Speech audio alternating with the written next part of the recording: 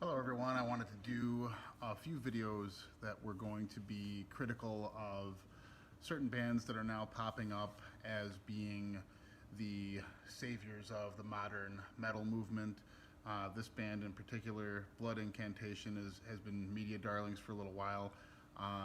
They are known as the band that is currently bridging the best of the old school and new school styles into one comprehensive voice. And doing it with a sci-fi slant that everyone seems to love. I have been familiar with them since their first, I think it was an EP, and I was able to kind of see through a lot of what was going on there. I think right now they've developed enough momentum where they are getting through on the mythos of their aesthetic more than the substance of the actual music. So before I get into the actual critique of the band, I just wanted to give a little disclaimer that when I understand that when people encounter someone criticizing any kind of form of art, they tend to have a knee-jerk reaction if they like the thing that's in question. And this is not meant to slam the band based on whether I like what they're doing so much as critique what is making up the structures of the music and their overall voice, which I think are more objective approaches to critiquing a band. So that being said, we're going to try to avoid whether or not this music resonates with me, because it comes from the death metal genre. I love death metal. If I hear certain things, I'm probably going to like it on a base level. But I can also analyze what's happening in it and find out why I don't find it palatable or why I don't think it's successful on the whole. So let's give this a shot. This is from a live performance they did for Adult Swim, which is still insane for me to consider that a death metal band is doing anything for a major network, but that's where we are, and it might be a little telling that that's where we are, but let's find out what they bring to the table here. Aiming at something for modern man, which is called contact with the UFO, but it is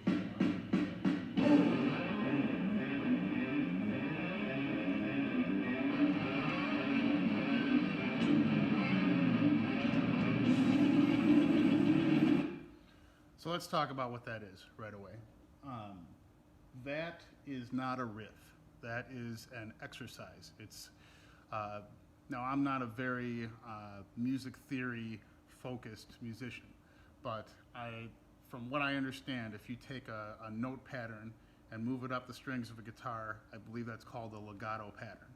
And what they're doing is not very focused on the actual notes that they're playing so much as the aesthetic of playing a fast run to kind of deceive the listener into thinking they're playing something substantial. And essentially what they're doing is they're taking like a Hal Leonard exercise and speeding it up and calling it a riff. And one of the main points I'm going to try to make throughout this channel is that scales and exercises are not riffs. And if you're not a riff, you don't belong in a song. So they've already lost a plot for me on this. This is not something you would encounter in classic death metal.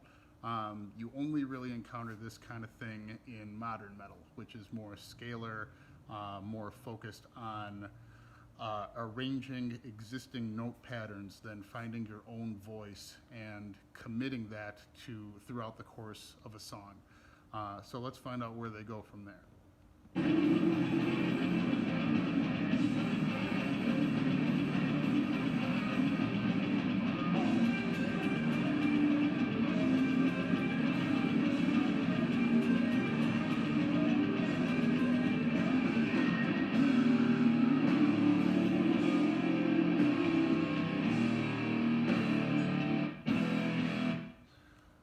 So what was the relation between that first part and this second part? Nothing. There was no relation there at all. They went from a fast, repetitive, scalar thing that I think they moved it up an octave to give the illusion of some kind of motion there, and then they went into this power chord thing that's in a drop tuning, Drop tuning's not death metal, unless you're Nile, just so you know, or Old Origin. But there's nothing, like if you have these are the first two riffs of the song, and you need to set a standard right now for where you want your song to go. You either have to establish like a tonal language where you are giving the song a character, or if you want to do an intro, I guess they're trying to plan for that first riff to be an intro, it needs to establish some kind of mood. The first and second parts of this song have completely conflicting moods. And as they stand now, I do not see how they make any kind of sense as a song together. But let's see where they go from here.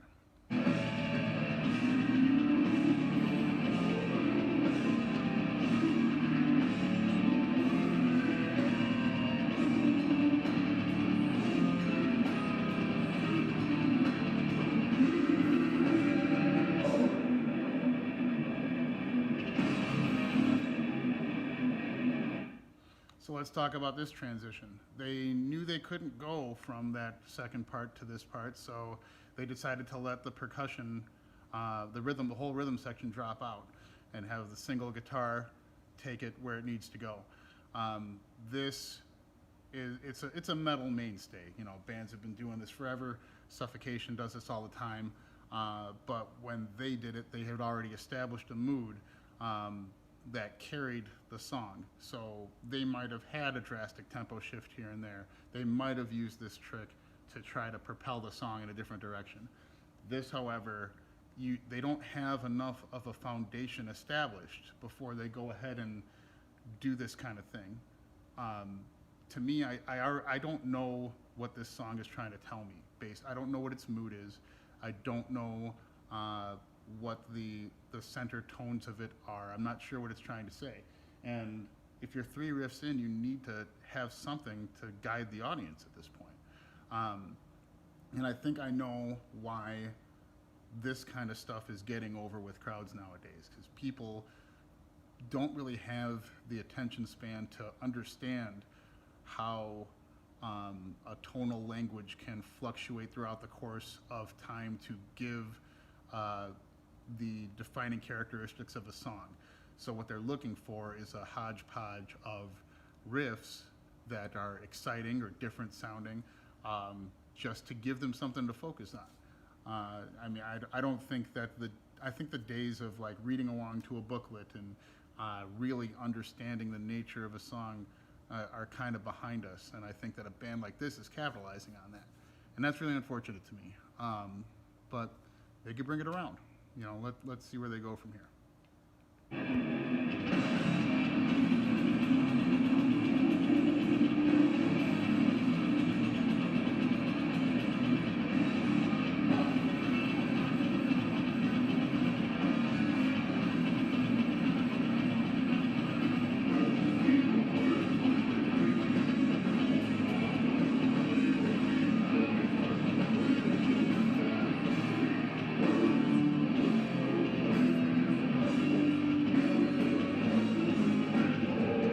Okay, so they managed to come back to a theme and elaborate on it. We have a successful musical trope, and we're only 3 minutes into the video, so maybe they can do something else. Let's find out. Nope. This is another percussion rhythm section dropout, and they're deciding to just take I think that's a fifth pattern, and just move it around with a pedal tone that's just like the open note that you're hearing in between it. Move it around the neck, give it some kind of illusion of technicality when they're really just taking the relationship between two notes and moving it around. It's an exercise. Once again, it's an exercise. It's not a riff. And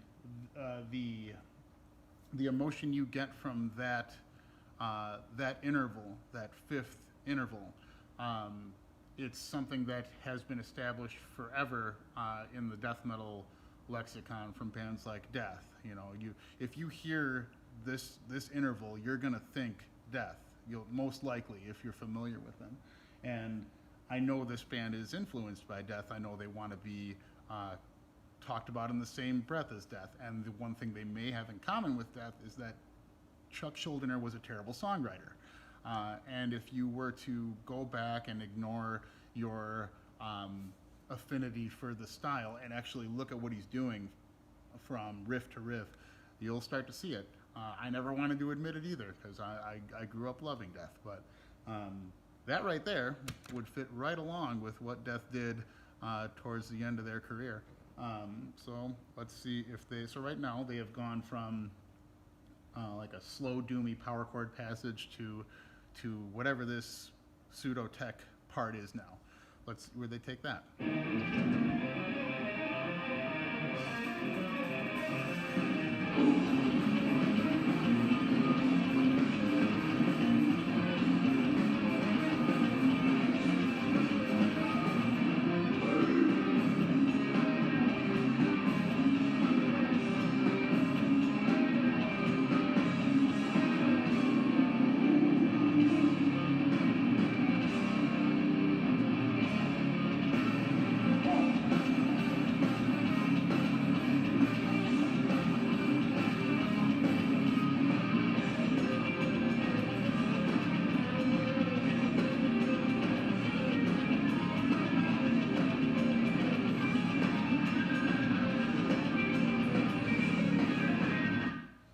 All right, so just want to ask a quick question right now.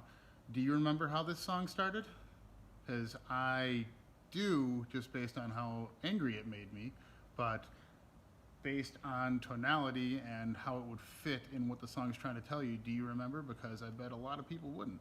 And that's a problem, because we should be here for a reason. We should be at this point of the song for a reason. And I don't know what that reason is, aside from they want to put a guitar solo in.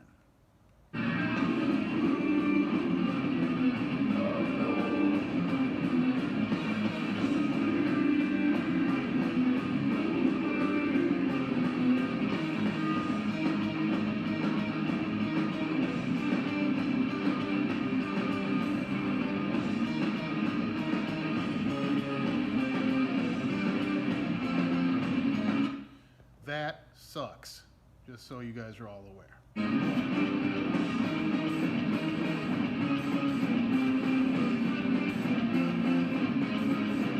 See, if you're gonna do something like this over the course of like the last 2 minutes or whatever they've been doing, change up the interval. Do something to show that it's not just an exercise. Right now, this is still an exercise. And that's not a song. That's not something you should put in a song. See where it goes.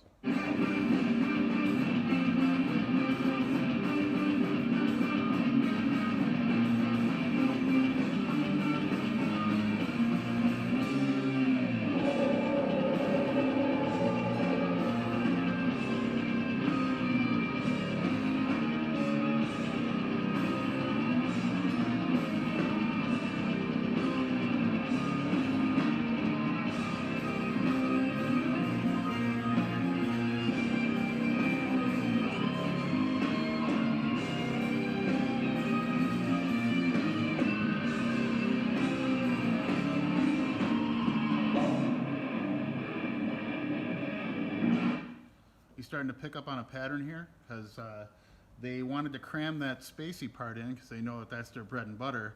Didn't know what to do, so they decided to let the rhythm section drop out again in order to introduce a new theme. It's a cheap tactic.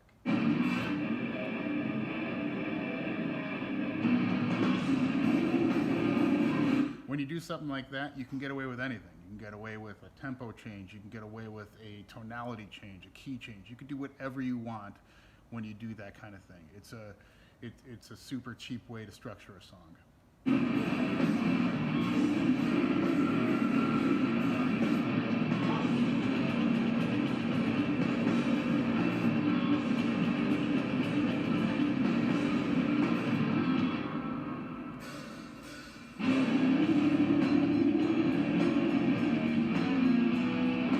I don't know if this is a new song. I'm going to treat it as if it's the same song, but once again, you saw them completely stop the momentum of the song to introduce a new theme. It's really alarming how poor they are at stringing two ideas together.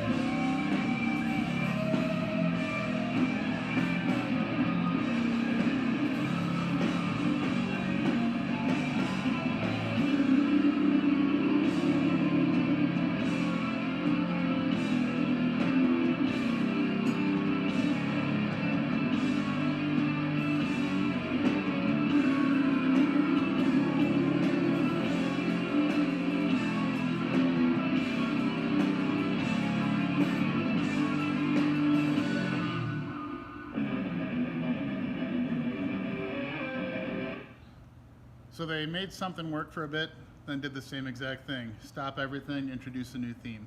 I don't think I need to go any further here because I don't know if those were two different songs before. I don't want to criticize them further if I in fact made it through a whole song and didn't realize it. But I will say that the fact that I couldn't tell them apart tells me that they are not good enough at giving each song a defining characteristic to go on. So now what I'd like to do is talk about why this band sounds like this. I did a little research, looked into an interview with the band, find out where their influences lie. My good friend Eric Stenglein asked me to do a critique on this band, and he has a channel as well if you want to check him out. He made a comment in the last video, so you could find him in the comments thread, saying that this channel gave him hemorrhoids, which is blatantly untrue because he had those long before he watched my video. But he wanted to talk about this band because we both kind of hate them, and I wanted to look into what people were saying because they came across with some comparisons to bands that I wish they actually sounded like. The main one that Eric mentioned was Time Ghoul, which is a very obscure band. They only released, I think, 2 demos, way ahead of their time. This is not Time Ghoul, in no way. Their Time Ghoul had its own voice, and that's the one thing that I am always critical most of any band right now. Is when I hear it, am I hearing a unified voice where if they didn't get out in musical form what they were trying to say, they would not be complete as a person. I want to hear that in a band. I don't hear that here. What I hear is probably the closest thing that this resembles to me is the one band that they mentioned in their interview, Stargazer, which I had not been familiar with until I read the interview, and I decided to give them a listen, and that is a dead ringer for what they're doing. Stargazer is a terrible band. They are within the blackened death metal umbrella. That is not something that I've heard Blood Incantation called, but they have the same problem where they cannot string a song together. The first song I heard by Stargazer, the first 3 riffs had no continuity. Everything stopped, and then a new theme was introduced, which to me signifies 3 different songs. I understand if you want to be a technical band, you're going to have stuff that will be orally alienating, and you can do that while still giving it the characteristics of a song. Plenty of bands have done that before. One of the bands they wish they sounded like, according to the interview, was Gorguts, which had an orally alienating sound.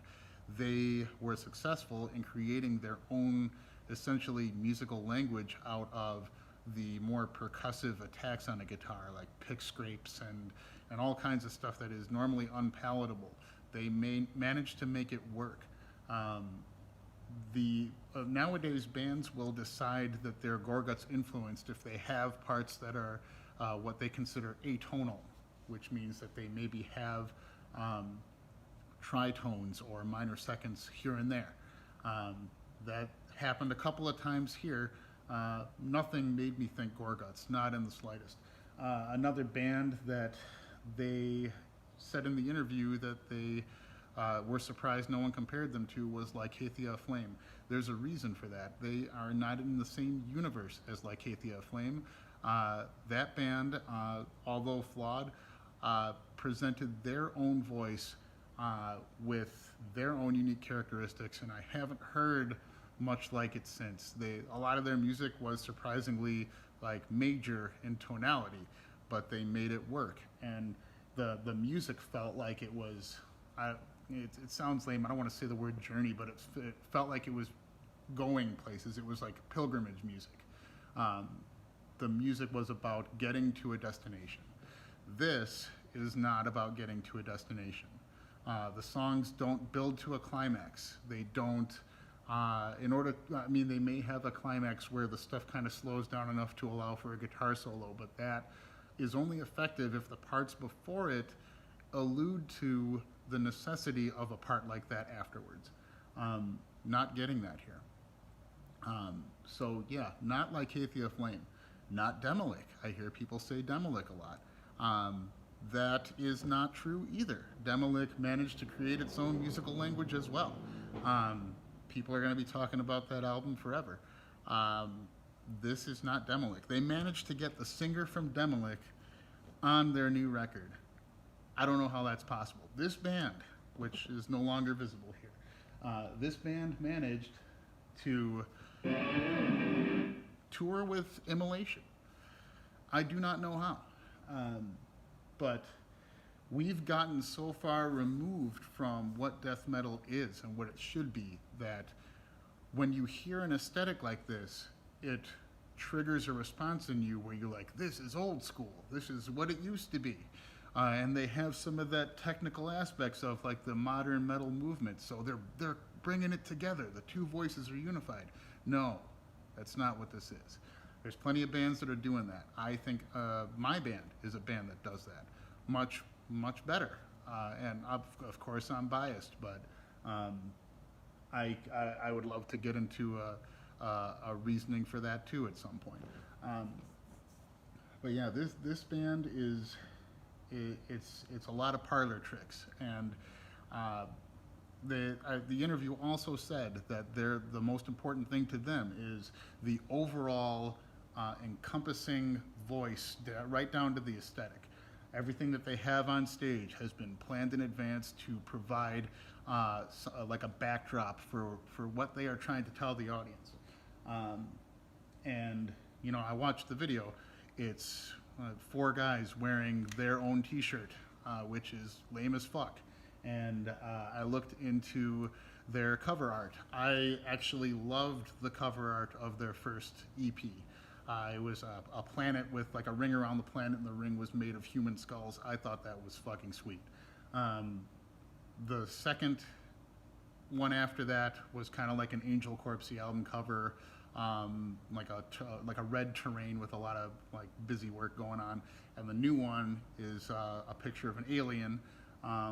So these are all apparently very deliberate voices that they wanted to have to represent their albums. Turns out that none of those were designed by the band in any way. They were commissioned, well, not commissioned, stolen from a science fiction writer, all 3 of them.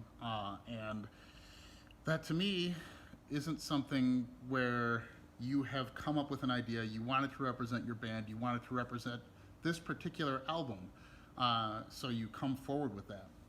That's not what that is. In fact, this band is so rife with plagiarism that the cover for their new album, Hidden History of a Human Race, was actually previously taken by the same sci-fi writer in, I think it was 1995, a band called Agony. You can look that up. It's the same fucking cover.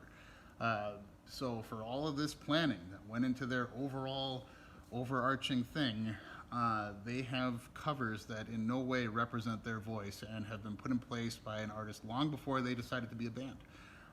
When in my death metal band, when we wanted to put out our last record, we came up with an image that we wanted to represent the music. We presented it to a reputable artist, and he drew it for us, and it represents the album, and it's fucking awesome. This is putting a cool-looking cover on a product that you shat out as an afterthought. And that to me is insulting when you are going to come off in an interview saying that you have deliberately fashioned all aspects of your aesthetic to be part of a unified voice. None of that is true.